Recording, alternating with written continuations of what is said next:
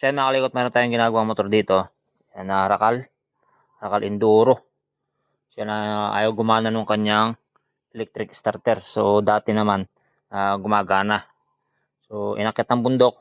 Yun at bigla lang ayaw gumana nung kanyang electric starter. At the same time yung kanyang neutral indicator. Yan nawala. Dati meron siyang neutral indicator.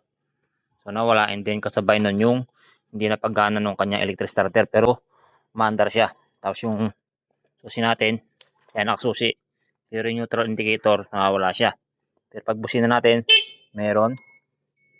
Yan, plus relay meron din. So sa electric starter, ayaw. Pero napapaandar siya pag kick. Yan. Patay natin. Yan. So stock yung wirings nito.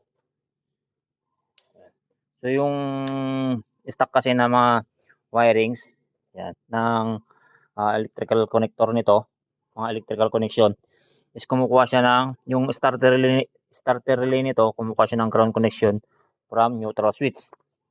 Yan, neutral switch. So ang duda ko nito, yung wire ng neutral switch na putol. Okay, doon sa may neutral switch na putol. Kaya hindi gumagana yung kanyang neutral indicator, at the same time yung kanyang electric starter. Yan. So yan, duda ko nito kasi nga pinambundok.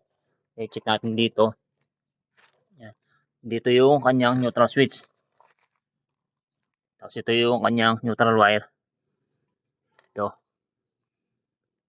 Yan. So upon my checking, yan. So merong crack. Nagka-crack dito. Yan, bagong crack yan.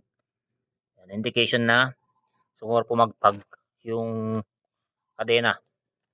Pumagpag na ganyan, and then dito sa loob tinamaan yung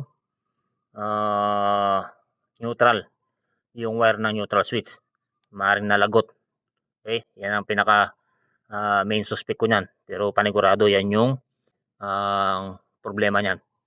Yan, no? Siguro natanggalan ng kadena or maluwag, pumagpag dito. Kaya open natin dito, and check natin yung wire ng neutral switch. Okay.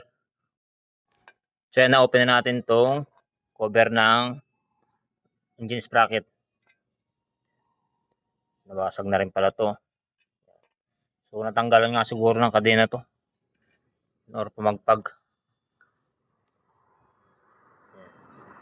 So ito yung neutral switch. And confirm, no? Oh.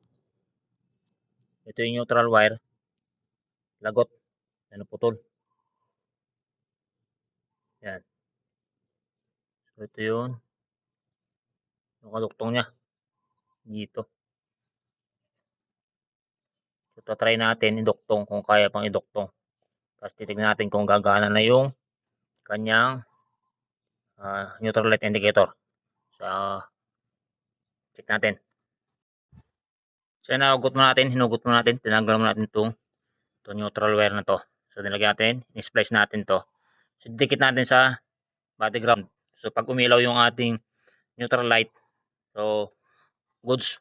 Okay, ibig sabihin okay itong wire na to hanggang sa may dashboard natin. So dikit lang natin ng paganyan. Check natin kung ilaw yung ating neutral light indicator.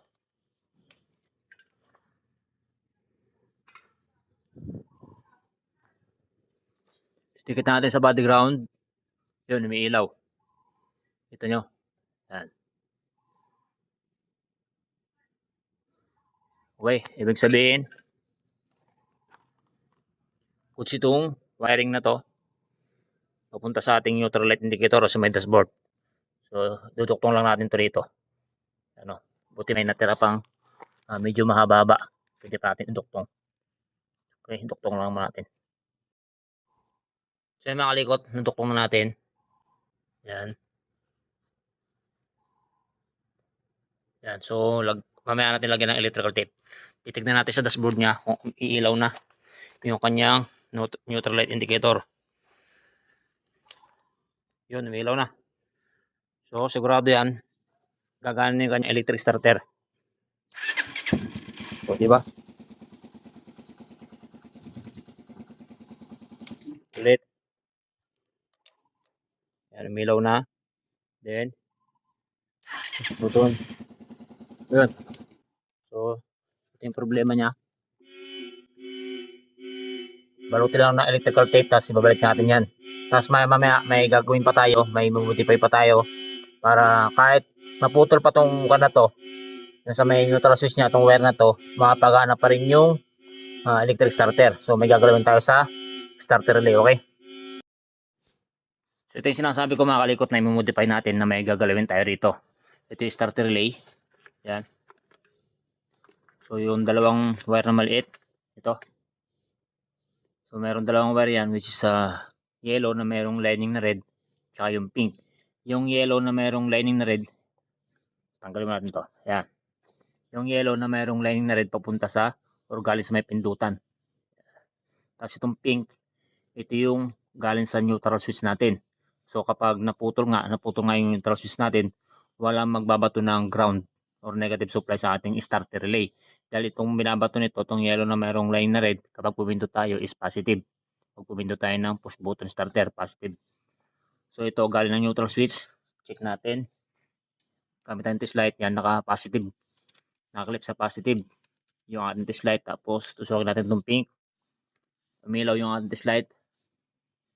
Yan, dahil naka-neutral. So pag nag-engage tayo ng kambyo, yan, mamatay yan.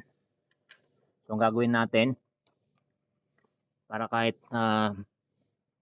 maputol yung wire uli sa may neutral switch or masira yung neutral switch natin, mapagana pa rin natin yung electric starter. So gagawin natin, itong pink na to, itong pink wire puputulin natin. Yan. Tapos ito, babalik natin. Ganyan. Okay. Tapos itong pink na to, duduktungan natin ng wire.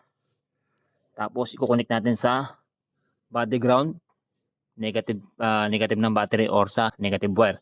So rakal, katulad ng Honda, ito ang wire ng negative or ground wire is green, or pwede natin i-direct sa negative ng battery. Okay, so duktungan lang natin ng wire.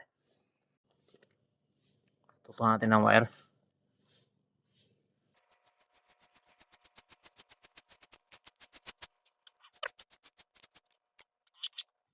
So yan, naduktungan natin ng wire. So yellow wire lang available natin. Ngayon i-connect natin sa pwedeng sa negative ng battery. Yan, or sa green wire. Ito, kuha tayo rito, green wire.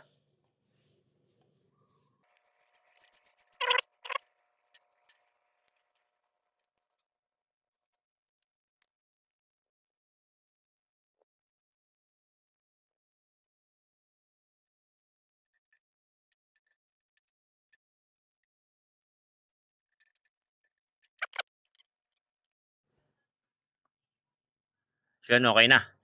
So i-connect na natin sa negative wire or ground wire yung pink.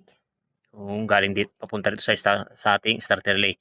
So sa ganyang wirings ng electric starter or ng starter relay, so tulad na sabi ko kanina, papagana natin yung electric starter natin kahit maputol yung wire ng ating neutral switch or it's either masira yung ating neutral switch.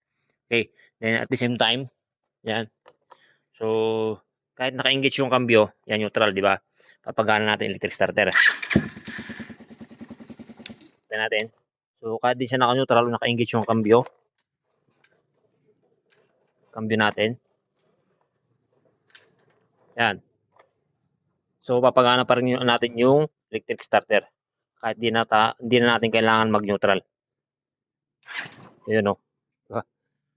So ganun mga kalikot. Yan. So baka ganito yung problema ng motor nyo, yung hindi gumagana electric starter, at the same time sabay na nawala yung neutral switch. So check nyo yung wire ng neutral switch, baka naputol lang yung wire katulad nga nito. Okay, so sana may na-pull kayo ng konting idea yan regarding sa ganitong share na motor. Okay, thank you.